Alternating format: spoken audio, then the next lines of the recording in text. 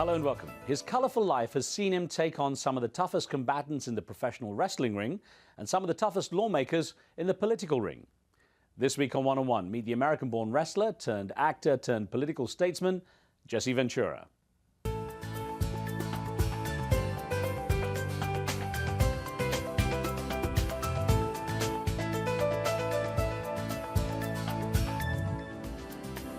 The legacy of war was in his family history, with parents who served honorably in the Second World War, so it was almost natural that he would join the services too. And James Georgianos, as he was then, saw active duty in Vietnam as a Navy SEAL, for which he earned medals. Life took an unusual turn in the mid-70s when he was spotted by a wrestling promoter and reinvented himself as Jesse the Body Ventura, becoming one of the most visible characters of the WWF and developing a career as an actor too. Having made a name for himself on the big and small screens, he found himself drawn to politics, running successfully for mayor of his hometown of Brooklyn Park in Minnesota, and then later getting elected as governor of the state. Not ready to throw in the towel just yet, Ventura keeps busy with his straight-talking and tough critique of the American political system, and he's still willing to take on the occasional movie role. Jesse Ventura, it's great to have some time with you. Thank you. Great to be here. You have by far one of the most eclectic resumes I've come across, you know, from author and actor to politician and, of course, professional wrestler. When you look back on it, which of those did you most enjoy? Well, you also have to remember I spent 6 years in the Navy and was a Special Forces Navy SEAL. Right. I can't fairly, and I don't mean for this to be political, but I think that I enjoy all of my careers somewhat equally because as my career changed, life changed for me. And so each career at the time they happened were as important as the career I left. I just like to reinvent myself. I don't want to get to, say, 75 years old, if I'm fortunate enough to be here that long, and look back and say, woulda, coulda, shoulda. I want to be able to say, yep, I did everything I wanted to do because I haven't fully embraced the concept of reincarnation yet. So I kind of look at it as you only get one turn down here, so you better do everything that you can imagine to do. I've got to ask you a question as someone who grew up in Britain and wrestling, professional wrestling was totally different there. A lot of people outside the US always see the wrestling here as almost like a circus, as a show. Sure, it is a show. Yeah, it's entertainment. You know, there's no doubt about it. I mean, we have great amateur wrestlers, you know, that go to the Olympics and all that. But professional wrestling is entertainment. So is there no sportsmanship, skill? There's phenomenal skill. I love to describe professional wrestling as ballet with violence. You know, because the athletes are as good as any great ballet, Nureyev or all that, because they have to be great athletes, you know, to do ballet. And it's the same in pro wrestling. And how I got into that was I always was an athlete. And then when I got out of the military, I went to junior college for 1 year.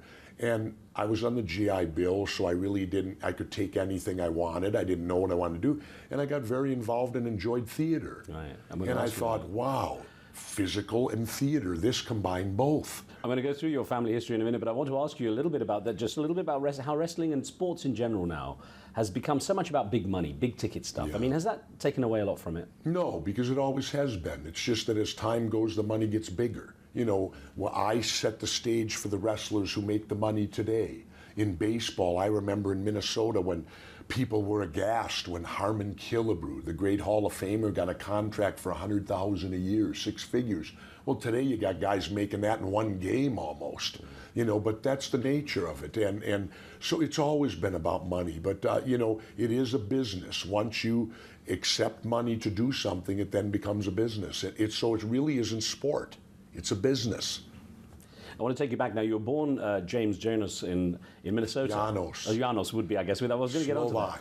The Slovak origin from your father's side. Now, you were born just a little after the World War. You know, in Second World War, your parents were, you know, hardworking people there in Minnesota. Well, they were also both World War II veterans. That's right. And I was going to ask you about that. It's not many people can say that their mother is a World War II veteran. I can. She was buried in a federal cemetery right now, along with my father. But no, they were both World War II veterans, and my brother and I are both Vietnam veterans. And I was going to ask you how much that Second World War, the stories of it and the time and the conflict featured into your early childhood in the stories you heard. It didn't, because my parents didn't talk much about the war. I think you'll find most veterans don't talk about what they were involved in for whatever reason it may be.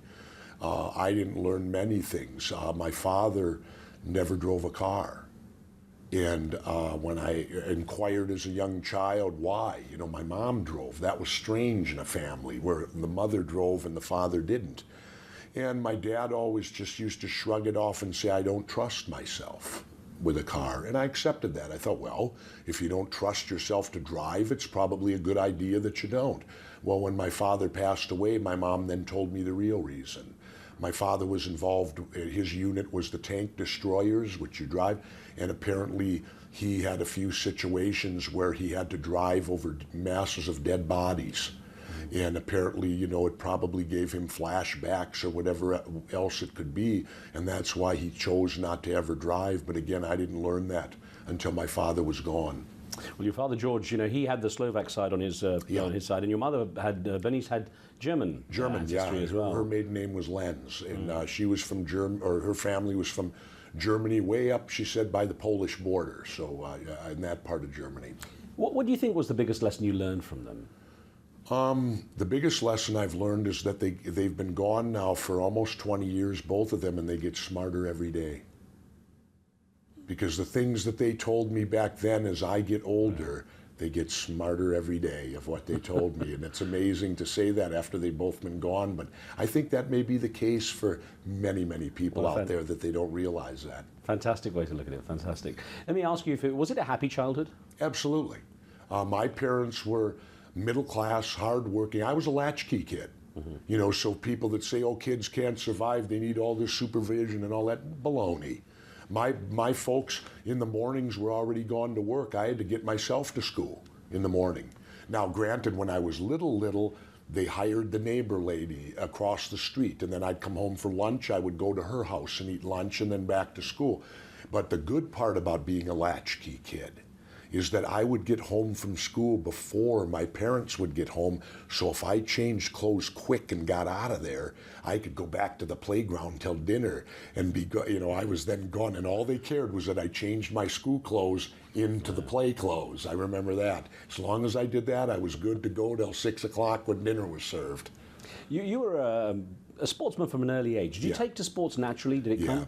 Yeah, I'm an athlete, and my brother was an athlete, and like all younger brothers, for about 18 years, you follow in your older brother's footsteps. Whenever he was a swimmer, I became a swimmer. He went in the Navy, I went in the Navy.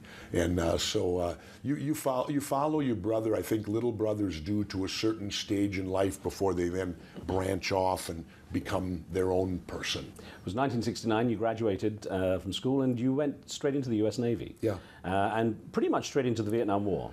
Well, no, I spent over 1 year in training. Right. Because when you're going to be a Navy SEAL, you're the best.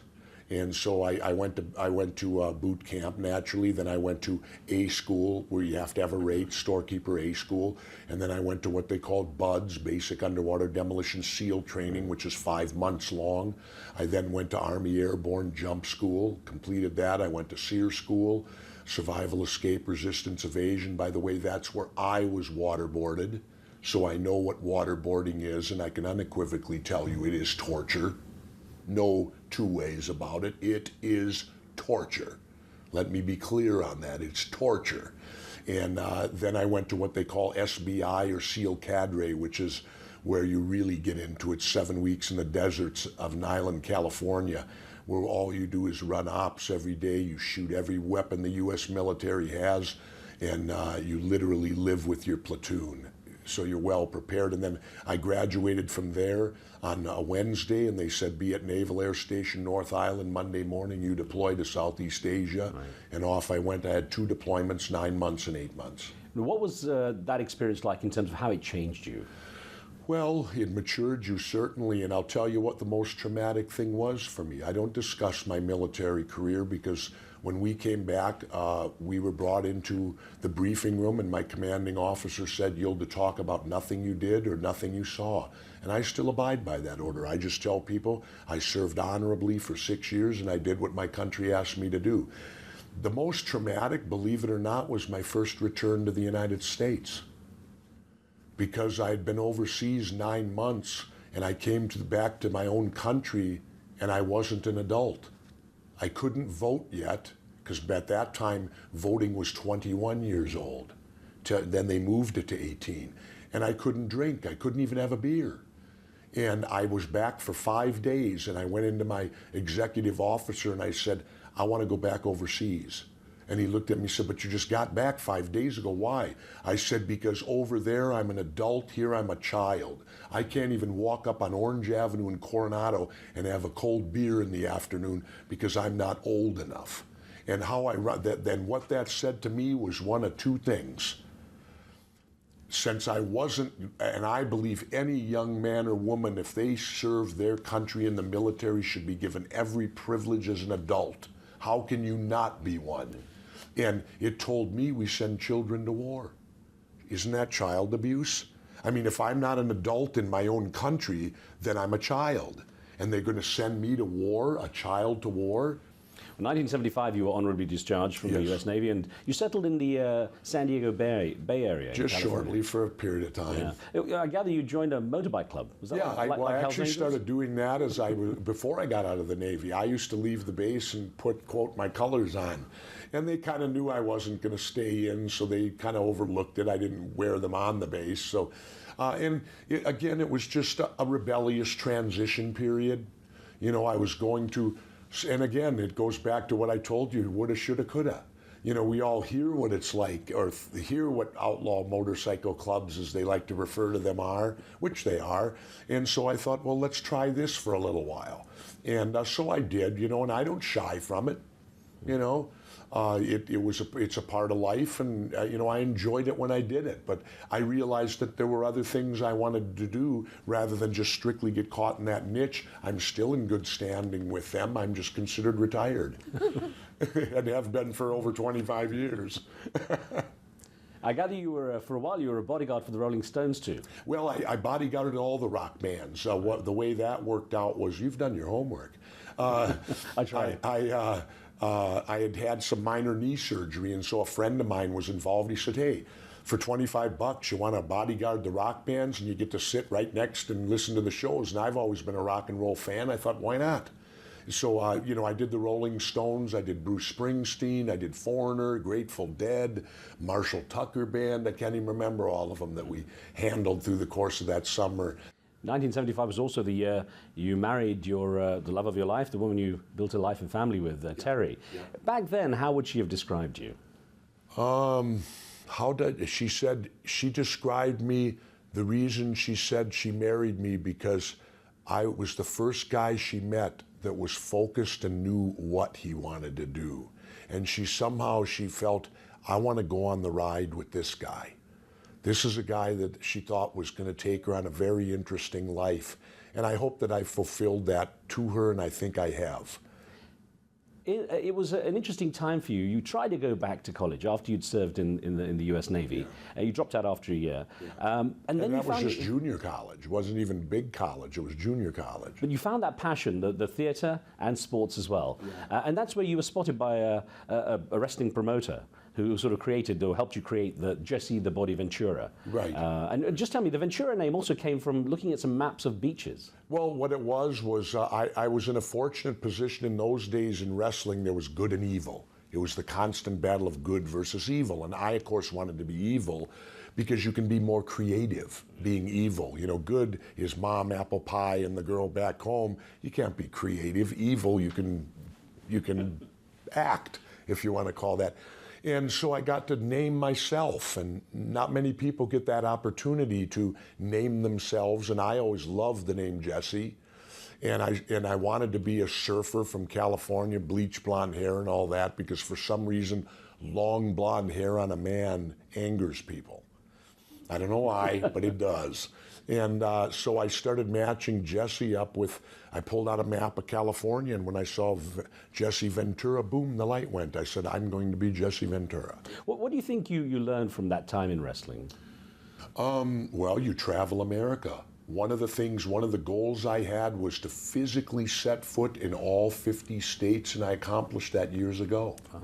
I have physically been in every state in the United States of America between my Navy career and my pro wrestling career. Amazing. Now, the story is that in 1991, you were living in the Brooklyn Park area Minnesota. And 1990, actually. It was 1990. Well, you were actually a little disillusioned with how ineffective the government was there. Is that what prompted your into politics? Yeah, we were a very old neighborhood in this suburban city, and they tried to force something onto our neighborhood that was unneeded. No one had a problem with it. Well, the old cliche, if it ain't broke, don't fix it. And 450 of us in the neighborhood signed a petition and took it up to City Hall, and we were voted down 7-0. Now, I might have accepted 4-3 or 5-2, but when it was a slam dunk 7-0, I said, what's going on here? Aren't they supposed to be working for us? Right. It doesn't seem that's the case here. And I got more involved, and one day the 25-year incumbent mayor, I was at the podium and I was angry, and I looked at him and said, you're gonna make me run against you, aren't you? And his buddy on the city council burst out laughing and said, you couldn't win. Well, I got news for you. You don't tell a Navy SEAL can't. You don't tell us we can't do anything. So I knew when I walked out that night, I was going to run for mayor of Brooklyn Park. I did. I ended up beating the 25-year incumbent 67% to 33%, which in any terms in an election is a huge landslide. I mean, they call a landslide winning by 10%. I won by 2-1. Now, of course, in 1997, you ran for governor of Minnesota, and on a very sort of unusual and mixed platform. Pro-gay rights, pro-choice, pro-gun, and of course you came from that wrestling background as well. And I wonder, you know, you were very much thought of as a very straight-talking and down-to-earth guy, and got elected, of course, the 30th governor. In terms of what you were able to do, how much it really empowered you, was it what you expected? Well, I was able to be very successful till my last year because, fortunately, I had a Republican-controlled House and a democratically controlled Senate. So generally, whichever one I sided with prevailed, because I'm the third entity as governor. But then the last year, they teamed up against me. Can you imagine that? The Democrats and Republicans getting in bed together to oppose the moderate, centrist, middle-of-the-road governor. See, when you talked about how unusual my positions are, I don't believe they're unusual. I believe they're the average position of an American citizen. I'm fiscally conservative, but I'm socially liberal. I don't care if gay people get married. How does that affect me and my wife's marriage? Now, the year 2000, around the year 2000, I think you were starting to get disillusioned with politics. And 2002, you decided not to run for re-election. No, it wasn't disillusion of politics. If you read my book, Don't Start the Revolution Without Me, I said why I didn't seek a second term. I kept it quiet. It was my wife's health. And she got what they call chronic fatigue syndrome, which can be accelerated with stress. It becomes worse and worse. And it was very stressful for her when the media attacked our children. And as a mother, there's not a worse thing in the world that can happen to a mother, especially to have her children attacked. And see, they couldn't get me on anything else, the press. So they had to come after me by going after my kids. And I thought, how despicable. I'll tell you this, had I not been married, I'd probably still be the governor there. Because always remember us Navy SEALs, we live by a simple rule. We don't get mad, we get even. I'll be careful what I say to you. Now, you did take up some acting, and it was a passion for you to do theatre, of course. You did some movie roles. You were in Batman in 1997, Batman and Robin with George Clooney, and of course 1986 Predator with Arnold Schwarzenegger as well. Did you enjoy that time in the film industry? Love it. And I do films today. If I get an offer today, I'm a vested member of the Screen Actors Guild. That's where I get my retirement, my health benefits from them. Jesse, who are your mentors? Who are the people who inspired you and sort of were examples to you in life? Muhammad Ali, which I remember him as Cassius Clay. Yeah. And no, he was my hero growing up as a young kid. I was fortunate enough to meet Muhammad when I became governor. In fact, when I won that night, I got up on the thing and I told the story of how, because I remember listening to the fight on the radio with my dad and my brother, because back then they weren't on TV. You listened on the radio to the World Championship when he beat Sonny Liston. And before the fight, I was the only one saying, Cassius is going to win, Cassius is going to win, and he did. And I remember that Muhammad said that night, we shocked the world. So when I won governor, I stood up and told that story, and I said, we shocked the world, like Muhammad Ali did when he beat Sonny Liston. Lo and behold, I was in the bowels of the Capitol during transition, and a package arrived for me, delivered by my good friend Harvey McKay, a businessman. And he said, open it. And there was a box. I opened it, and there were 2 boxing gloves in there. And written on them was, to Governor Jesse Ventura, you shocked the world, Muhammad Ali. Apparently Muhammad was watching that night. Fantastic. And then I got to go meet him. And it's a day in my life I will never forget. And even though, you know, he's disabled with the Parkinson's, the twinkle's still in the eye. And you know what I found interesting going into Muhammad's house? On the shelf above his fireplace, of equal stature, was the Quran side by side with the Bible. Both of them on his shelf. And I took notice of that. And I thought, how interesting that he has the Quran side by side with the Bible. Why can't the rest of the world do that? Why can't they? Of course, you've become a very high-profile critic and commentator on American politics and keeping an eye on what's going on in the USA. And I wonder, and you talk a lot about it in your 2008 book, Don't Start the Revolution Without Me. To what degree do you feel you can really create change? I mean, is the system too big and heavy to overturn? No. I tell everyone right now, they say, how can we save our country? I said, and I tell them all, it's as simple as the nose on your face. But the old cliche, you can't see the forest for the trees. You know how we can do it?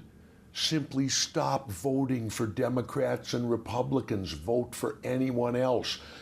John Adams warned us, one of our forefathers. He said the downfall of the United States would not come from an outside entity. It would come from within. He said this way back in the 1700s. He said it would come when political parties take over the government. Political parties have taken over our government. They put their party first. They put their corporate money donors second. And we, the people, may be third. You keep incredibly busy. And I wonder, do you find time for quiet moments? Absolutely. That's why I live in Mexico for at least 4 months out of the year. I live so remotely down there, I can go walk on the beach someday for 2 miles and see not another human. It's down there. I don't watch TV. I read books. In one winter down there, I'll read 17 books. That's probably more books I read in my entire formal education. And so I enjoy reading. My perfect day down there, other than, you know, getting out in the water and attempting to become a surfer, is to lay in a hammock with a bottle of Italian sparkling mineral water and a book. Is there anything outstanding on your list of things to do that's waiting to be done? I don't know if I'm waiting for it, but everyone in the country seems to want me to be the president. Is it a possibility you'd try it? When you hold those jobs, it's truly an oxymoron. You may stand for freedom, but you yourself have none. That job is jail. Right. You can't go anywhere. You have no privacy. I mean, if you want to go to the 7-Eleven store and get a root beer, they got to weld manhole covers shut so you can go there. So that's the difficult decision for me. Would I want to take that much of my life and basically get sent to jail? Although it's a nice jail. You know, you get this huge white house to live in. You know? But you're still, to me, in a way, I love my freedom. I love now, down in Mexico, I love the fact that rarely do I get recognized. They just view me as a big gringo who can't speak Spanish. You know, I have to pantomime, I have to use a word or two, but the people down there are marvelous. All they care is that you try. Jesse, how would you like to be remembered? What would you like your legacy to be? What would I like my legacy to be? That he was bold, brash, that he spoke the truth, and that he lived life the way he wanted to live. And also there's one other thing that I'm now working very hard on so that I can put it on my gravestone. Because I believe that hopefully if I'm fortunate enough to live long enough, I don't think anyone else in the world will be able to say it. And you know what that is? He never owned a cell phone. I have never owned one, and now it's become my life's mission. I will never own a cell phone. More power to you. Jesse Ventura, thank you very much. Thank you. My pleasure.